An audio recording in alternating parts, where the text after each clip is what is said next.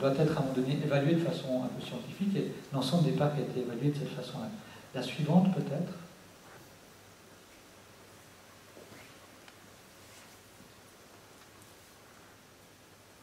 Et puis la deuxième carte que je voulais vous montrer, c'est pour vous illustrer encore la méthode avec laquelle nous avons fait cette évaluation, c'est l'idée qu'il devait y avoir, dans le cadre de co-visibilité, des co-visibilités intéressantes ou possibles et des co-visibilités qui étaient effectivement difficiles.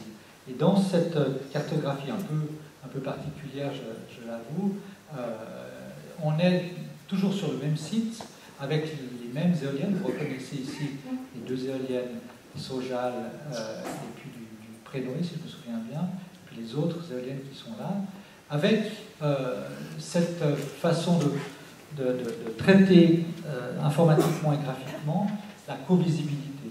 Une co-visibilité qui, ici, on voit une éolienne, deux éoliennes, trois éoliennes, quatre éoliennes, cinq éoliennes, six éoliennes, sept éoliennes, huit éoliennes.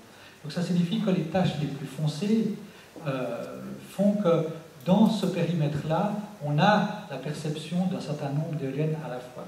Un parc entier ou simplement certaines parties d'éoliennes. C'était aussi rappelé tout à l'heure par Catherine Sreya-Perrin par rapport à la problématique des crêtes du Jura. Mais ce qui est intéressant aussi, c'est qu'on voit que dès qu'on s'éloigne un tout petit peu, eh bien, la co-visibilité n'est pas forcément gênante. La question de la perception du grand paysage peut nous amener aussi à montrer que finalement, à partir d'un certain endroit, la co-visibilité n'est pratiquement plus dominante. Voilà, je vous remercie de votre attention.